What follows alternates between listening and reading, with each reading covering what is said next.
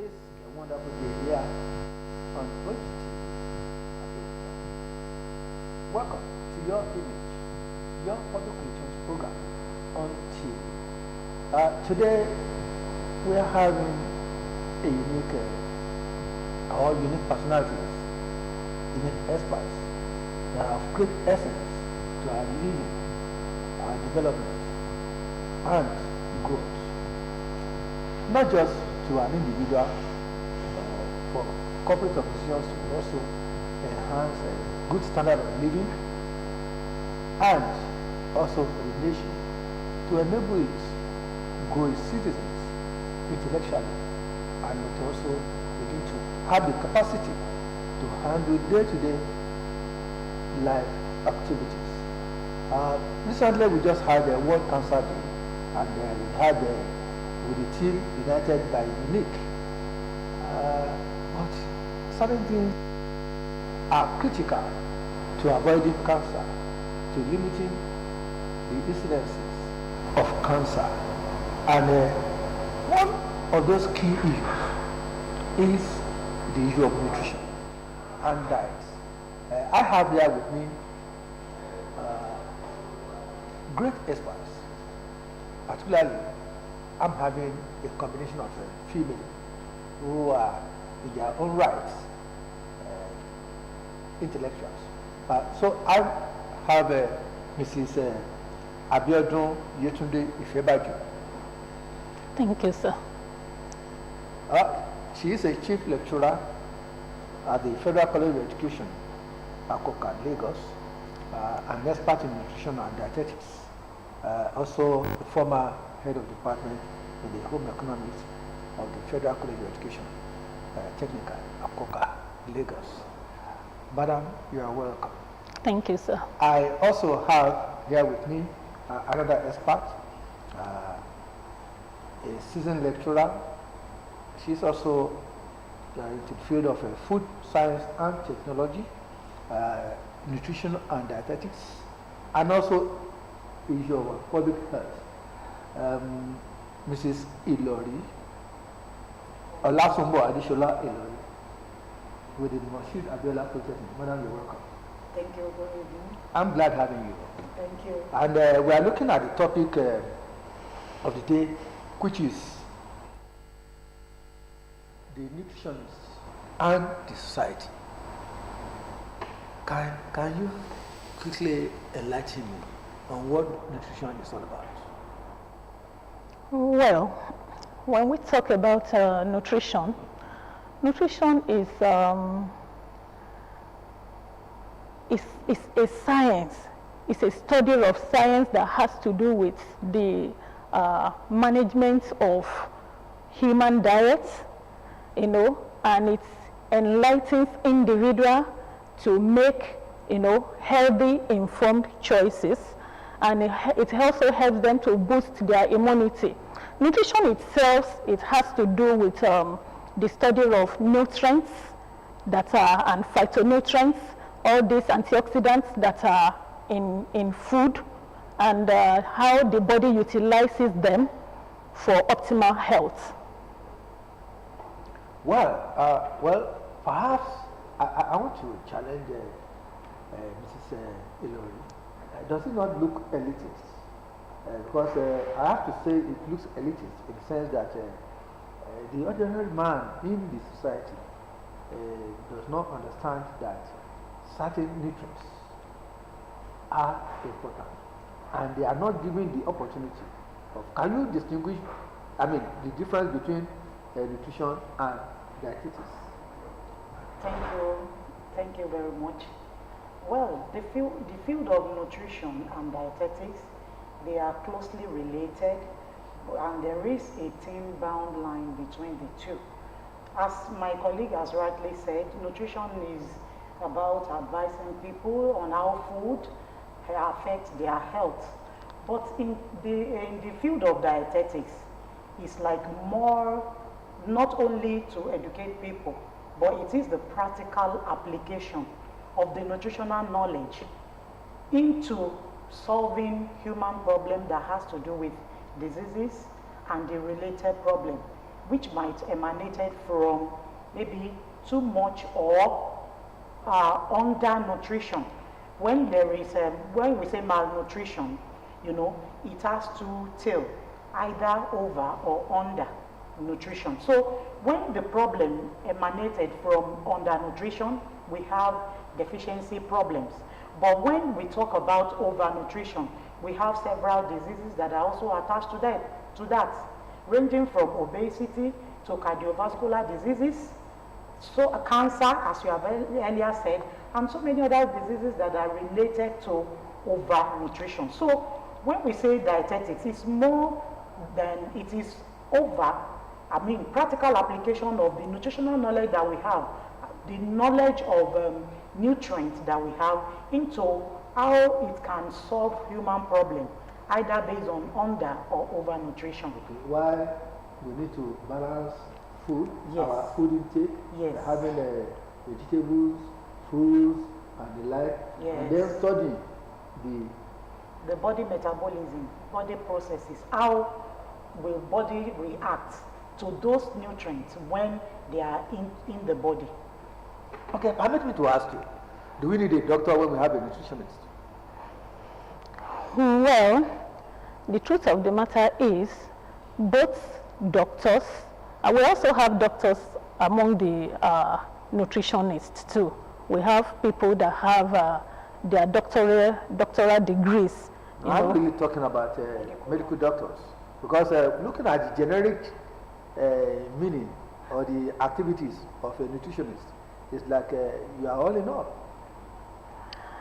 Well, the two are supposed to work hand in hand together, because the nutritionists, they concentrate majorly on using diet as a therapy and prevention of diseases through our food intake. That is majorly what it's all about, and most importantly, you know, management of chronic ailments. So that's through diet therapy. That is what nutrition is all about. You want to add something? Yes. The nutritionist cannot stand alone, as you have actually... No, I was just joking. Okay, yes. So, because our work with the medical doctors are complementary each other. Yes. So we work hand in hand. When medical doctor attend to patients, they give them referral.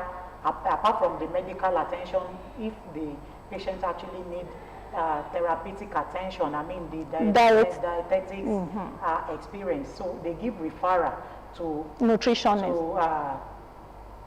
The patient, okay. to meet the dietitian or the nutritionist in charge for proper nutrition counseling. Well, yeah, I quite appreciate your role in the society. So it's like a lot of the people are not fully aware of the essence of a nutritionist. Perhaps you want to look at our society and talk about your role, where and how nutritionists should be given an opportunity to also play their game. Well, I want to say that actually the federal government of Nigeria is really trying, in the sense that they collaborate with international organizations, you know, to create policies, healthy policies. For instance, we have a national policy on nutrition and dietetics. So, and what is it about? You know, they align their program with the with sustainable developmental goals, and they also collaborate with the likes of World Health Organization. They collaborate with the likes of Food and Agriculture Organization. They collaborate with UNICEF. For instance, UNICEF recently introduced what we call, what they do is that, especially UNICEF, they finance nutrition programs and initiatives, you know, that are recommended by the federal government. For instance, recently they introduced ready-to-use therapeutic diets. They support maternal and child nutrition. in hospitals to encourage healthy living among, and to also avoid morbidity and mortality among infants and the expectant mothers. Well, that sounds great. But mother, I'm beginning to having a wider understanding of your role in society. Where are you found? Oh, well, nutrition and dietetics can be found anywhere. We are everywhere, ranging from schools. We can be found in hospitals or clinics. We can be found in everywhere, because anywhere where human existence is, nutritionists and dietitians are very important there. We can be found in so many places, private practices, food industry, in community, as we have said, and then everywhere. We are everywhere. We should be everywhere to see to welfare and well-being and health of individuals. How does nutrition, how does it help to reduce incidences of cancer and other diseases? Thank you. You see, God has so much blessed us in the sense that inside all our food produce here and there, inside it are hidden antioxidants. We have antioxidants and phytonutrients, for instance, the likes of allium in garlic and the likes. We have polyphenols, and what they are healing potentials in food. And so, but the issue is, most people will say that we'll just take vegetables, just take fruits, and you are good to go. There is function for each and every one of them. For instance, when you have joint pain, when you have the likes of especially people that are suffering from osteoporosis. Maybe you want to go practical. Yeah. Giving illustrating that, okay, for example, if you have this, yes, you can take. Yes, for instance, when somebody has osteoporosis, you know that this disease is among the elderly. What is osteoporosis? Osteoporosis is weakening of the bones. When the bone density and the bone mass, is decreasing, it's reducing as you are aging. It's an age-related disease. So what they need to do is what most people do is that, for instance, they recommend that they should take more of calcium to increase the bone density. But the truth of the matter is, without the likes of vitamin K2, where is that found? It can be found in fermented products like locust beans, and it can be found in the likes of probiotics, the likes of yogurt. Then we can also find it in other dairy products too, like milk. So it enhances the absorption of calcium. You understand? Or else the calcium will just be there and it won't, the body cannot utilize it. So it enhances the absorption of calcium. Besides, oftentimes that age group, the joint pain is associated with people within that age group. Joint pains is associated with people within that age group. So when you take foods that are rich in magnesium, magnesium is one of the minerals that are very important in the body, just like calcium. Magnesium and calcium, they work hand in hand together. So when there is calcium, the magnesium helps to balance the calcium in the body. So magnesium enables the calcium to be, it enables the bones, it increases the bone density. They are found in which type of food? For instance, that magnesium, you can find it in dark chocolates. You understand? So you can find it in dark chocolates like cocoa powder, raw cocoa powder. You can find it in our ofada rice. As taking a cocoa tea. Yes, and ofada rice.